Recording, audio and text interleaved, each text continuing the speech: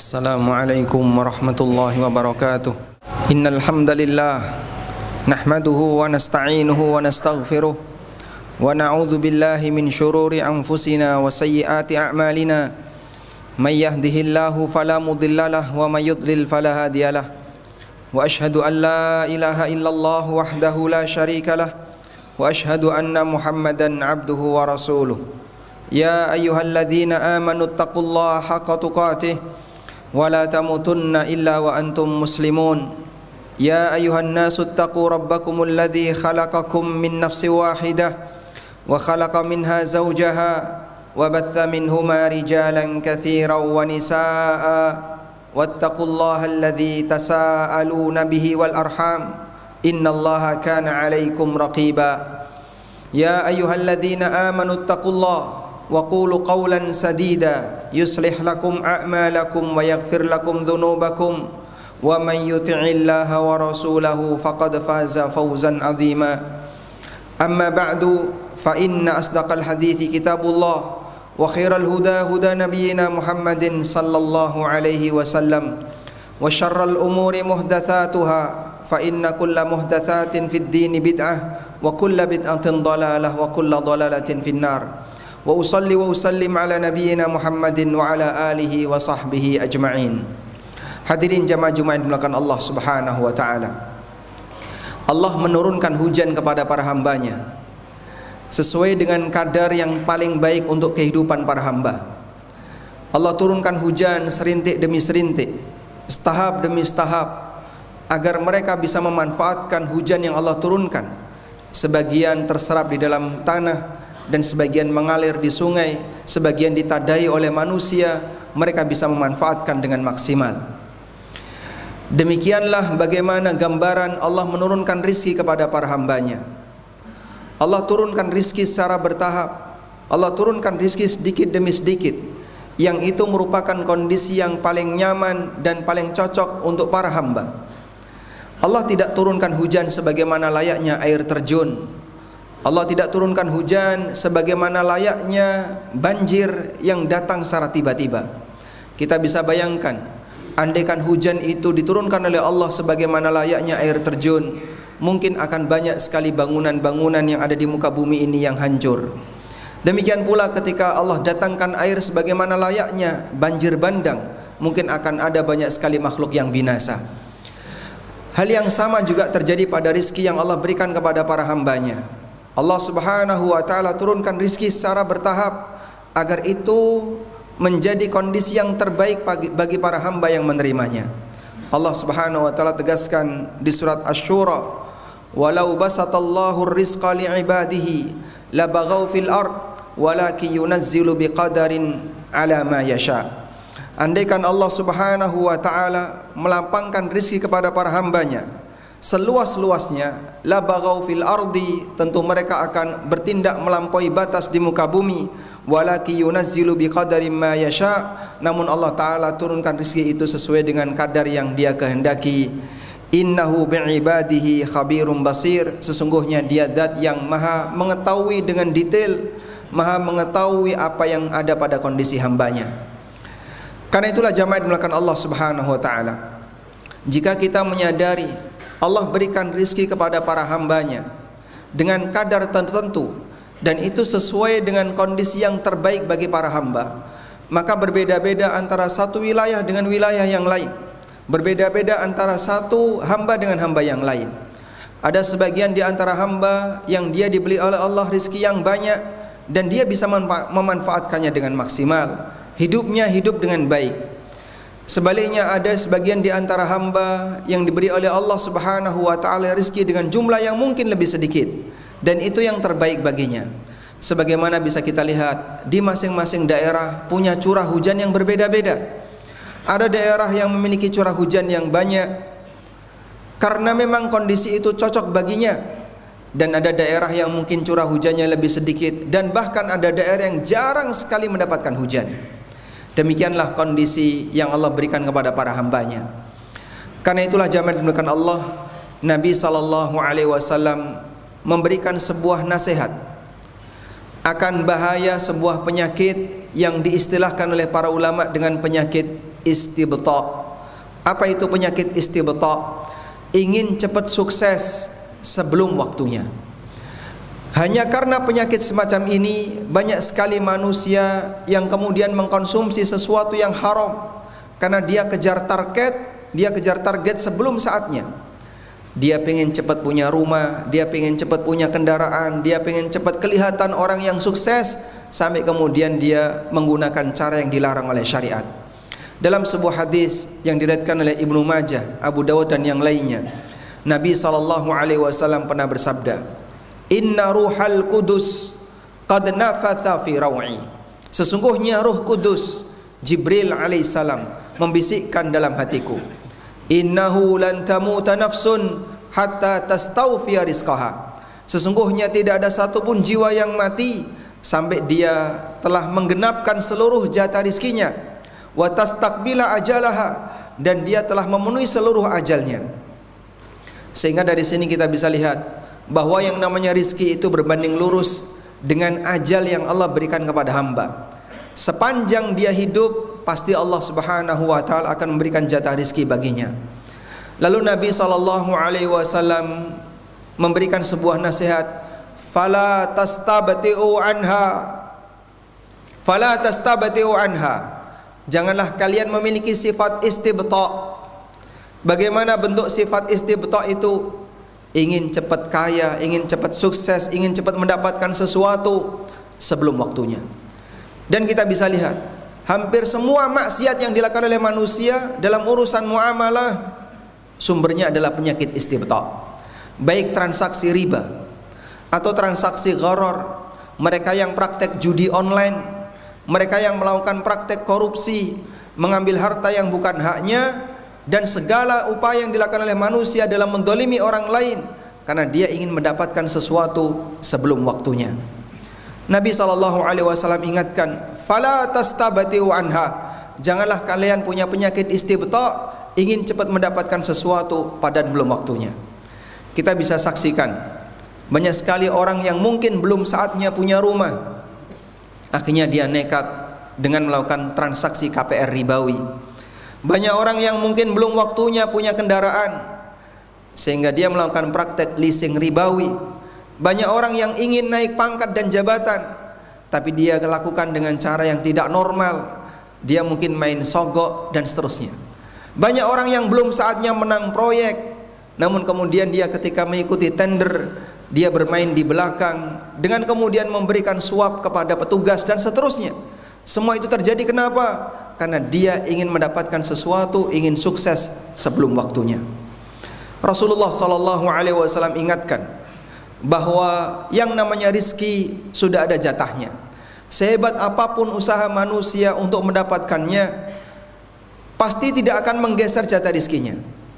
Meskipun dia mendapatkan, belum tentu itu akan menjadi jatah rizkinya. Karena yang namanya rizki dengan ajal itu berimbang. Dan Allah Subhanahu wa taala berikan rezeki kepada hamba sesuai dengan kemampuan masing-masing. Walau basatallahu rizqa li ibadihi labaghaw fil ard. Karena kalau kemudian rezeki itu dilapangkan oleh Allah seluas-luasnya, tentu tindakan kezaliman dan melampaui batas akan banyak terjadi di muka bumi. Karena itulah jamaah dimulakan Allah Subhanahu wa taala, pada waktu datang ghanimah dalam jumlah banyak yang dibawa oleh pasukan yang dipimpin oleh Abu Ubaidah Ibnul Jarrah, ghanimah yang berasal dari Bahrain. Kemudian Nabi SAW membagi ghanimah itu kepada para sahabat dalam jumlah yang sangat banyak. Lalu Rasulullah SAW mengatakan, "Fa wallahi mal faqru akhsha alaikum." Demi Allah, aku tidaklah takut kondisi fakir menimpa kalian. Karena terbukti para sahabat, orang-orang terbaik, mereka berhasil ketika mendapatkan ujian kefakiran. Perjuangan mereka bersama Nabi SAW di Mekah, awal-awal di kota Madinah, dan beberapa perjuangan yang lainnya, mereka dalam kondisi penuh keterbatasan, dan sahabat berhasil. Lalu Nabi SAW mengatakan, "Fa wallahi mal faqru akhsha alaikum." Demi Allah, aku tidaklah menakutkan rasa fakir itu menimpa kalian.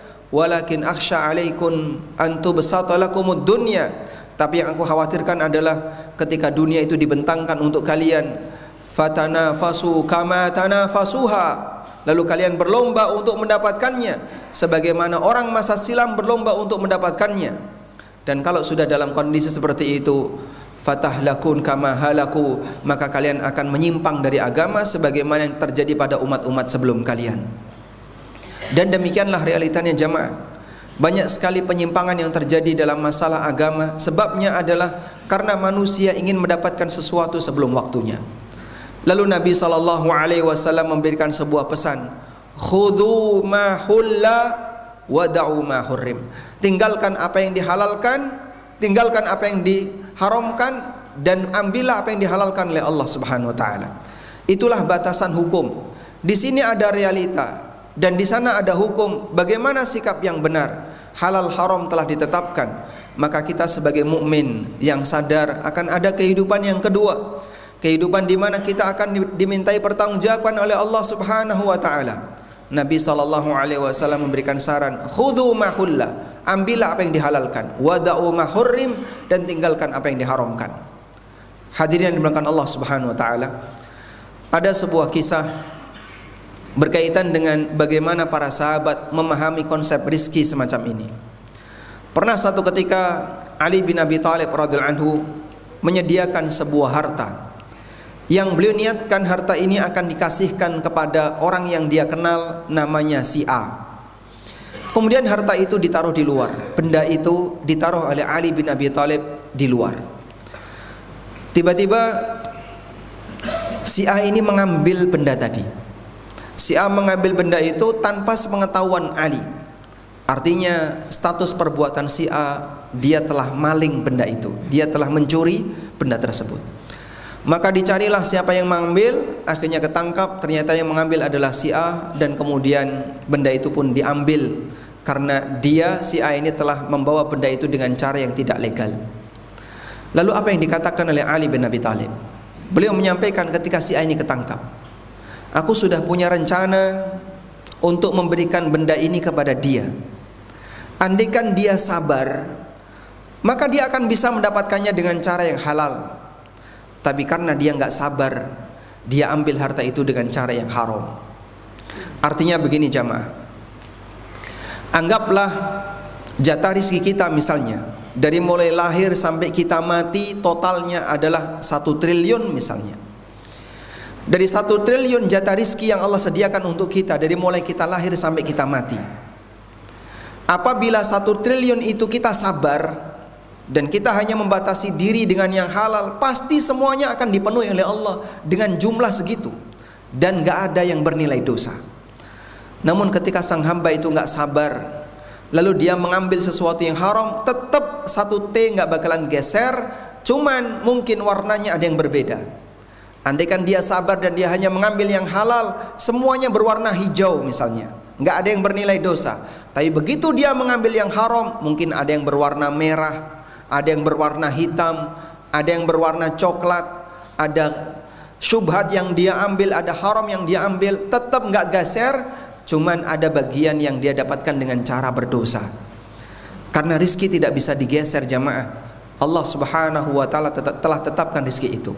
Karena itu Nabi SAW melarang kita dengan keberadaan penyakit istibta, di mana ada orang yang ingin mendapatkan sesuatu sebelum waktunya, yang itu menyebabkan dia harus meninggalkan syariat yang telah dia ketahui, dia tinggalkan aturan-aturan syariat yang telah Allah Subhanahu wa taala berikan. Demikian sebagai khutbah yang pertama, semoga bermanfaat. Aqulu qauli hadza wa astaghfirullah. Alhamdulillah wassalatu wassalamu ala Rasulillah wa ala alihi wa sahbihi wa mawalah. Wa ashhadu an la ilaha illallah wahdahu la syarika lah, wa ashhadu anna Muhammadan abduhu wa rasuluh. Ya ayyuhalladzina amanu taqullaha haqqa tuqatih wa la tamutunna illa wa antum muslimun. Hadirin jamaah Jumat dimulakan Allah Subhanahu wa taala. Ada seorang sahabat yang bernama Abu Darda radhiyallahu anhu. Beliau pernah menyampaikan sebuah pernyataan, al-faqru ahabbu ilayya minal ghina wal maradu ahabbu ilayya minas sihah. Jadi orang miskin lebih saya sukai daripada jadi orang kaya, Jadi orang yang sakit-sakitan lebih saya sukai daripada jadi orang yang selalu sehat walafiat. Ketika pernyataan ini sampai kepada cucu Nabi SAW, Hasan bin Ali radhiyallahu anhu, dan beliau termasuk salah satu di antara sahabat ulama yang memiliki banyak ilmu. Ketika kalimat ini sampai kepada Hasan bin Ali radhiyallahu anhu, maka sahabat Hasan bin Ali radhiyallahu anhu mengatakan, rahimallahu Aba Darda, semoga Allah merahmati Abu Darda yang telah memiliki pernyataan tadi. Amma ana, kalau saya pribadi, saya punya prinsip yang berbeda.